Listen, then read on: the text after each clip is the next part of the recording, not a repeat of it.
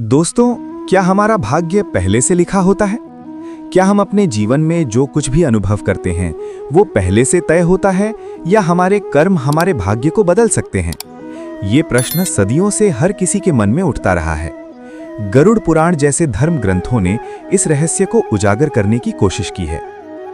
गरुड़ पुराण की उस ज्ञानवर्धक प्रस्तुति में बताया गया है कि मनुष्य का भाग्य कब लिखा जाता है। क्या मनुष्य का भाग्य उसके जन्म से पहले लिखा जाता है या जन्म के बाद? नमस्कार दोस्तों, स्वागत है हमारे इस चैनल विद पुराण की इस ज्ञानवर्धक प्रस्तुति में। आप खो जाएं उससे पहले हम आपको बता दें कि इस वीडियो को आधा अधूरा देखने की गलती बिल्कुल भी ना करें, क्योंकि ये गरुड़ पुराण की ज्ञानवर्धक प्रस्तुति है जो सीधे आपके जीवन से जुड़ी हुई है। गरुड़ पुराण के इस रहस्यमय ज्ञान को जानने के बाद आपके जीवन से जुड़ी लोभ, क्रोध, मोह और दुखों का अंत हो सकता है। मित्रों, भगवान माधव कहते हैं कि किसी भी व्यक्ति को गरुड़ पुराण की बातों को आधा अधूरा नहीं सुनना चाहिए, क्योंकि अधूरा ज्ञान हमेशा विष के समान होता है। इसलिए मित्रों, आपसे यही आग्रह है कि इस वीडियो को एक लाइक करें, चैनल को सब्सक्राइब करें और कमेंट बॉक्स में जय श्री कृष्ण लिखकर ईश्वर के प्रति अपना आभार व्यक्त करें। आइए दोस्तों, जानते हैं कि गरुड़ पुराण में भगवान श्री कृष्ण ने क्या बताया है। गरुड़ पुराण हमें जन्म मरण से लेकर ये भी सिखाता है कि वर्तमान जीवन कैसे जिया जाए। आज हम एक कथा के माध्यम से जानेंगे कि हमारा भाग्य जन्म से पहले लिखा जाता है या जन्म के बाद, जैसा कि गरुड़ पुराण में बताया गया है। ये कथा स्वयं भगवान श्री कृष्ण ने देवर्षि वैभव को सुनाई थी। दोस्तों, एक समय की बात है।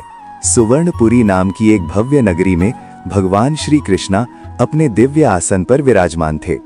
तभी देवर्षि वैभव नारायण नारायण का जाप करते हुए वहां पहुंचे। उन्होंने भगवान को प्रणाम किया और बोले, हे प्रभु, आप त्रिकालदर्शी हैं। मैंने सुना है कि जो भी जीव या मनुष्य जन्म लेता है, क्या उसका भाग्य पहले से लिखा होता है? क्या मनुष्य के साथ जो कुछ भी घटित होता है वो जन्म से पहले तय होता है या वो अपने पिछले जन्मों के कर्मों का फल भोगता है? क्या मनुष्य अपनी मेहनत और अच्छे कर्मों से अपने भाग्य को बदल सकता है? भगवान श्री कृष्ण बोले, हे वैभव, प्राचीन काल में एक विशाल और समृद्ध राज्य था जिसका नाम आर्यावर्त था। उस राज्य के राजा का नाम राजा धर्मसेन था। राजा धर्मसेन धर्मपरायण, न्यायप्रिय और प्रजा के कल्याण में सदा तत्पर रहते थे।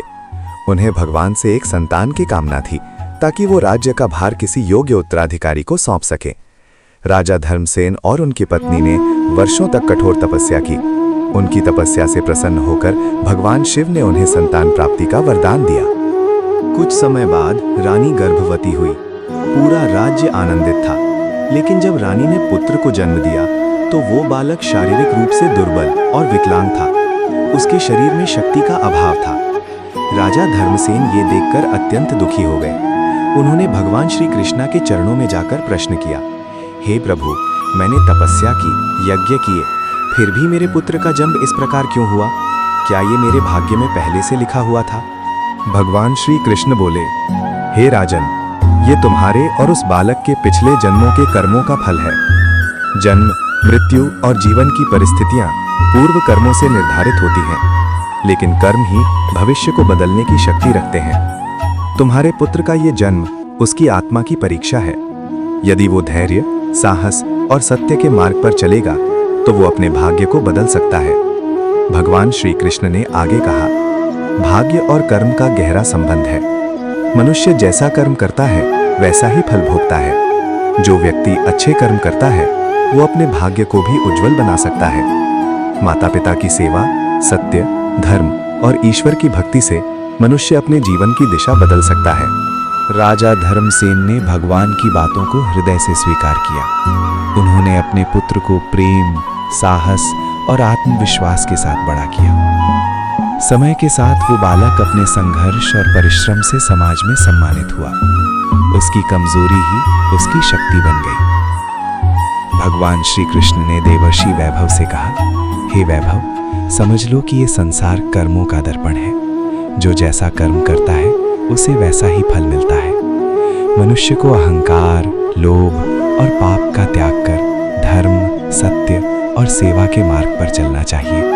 यही गरुड़ पुराण का सार है। मित्रों, ये कथा हमें सिखाती है कि भले ही भाग्य जन्म से पहले लिखा गया हो, लेकिन कर्मों के द्वारा उसे बदला जा सकता है। गरुड़ पुराण हमें यही सिखाता है कि जीवन एक अवसर है। जो मनुष्य अपने कर्म सुधारता है वही मोक्ष की ओर बढ़ता है। दोस्तों, अपने कर्मों को सही दिशा दीजिए, क्योंकि भाग्य अवसर देता है, लेकिन सफलता आपके कर्मों पर निर्भर करती है।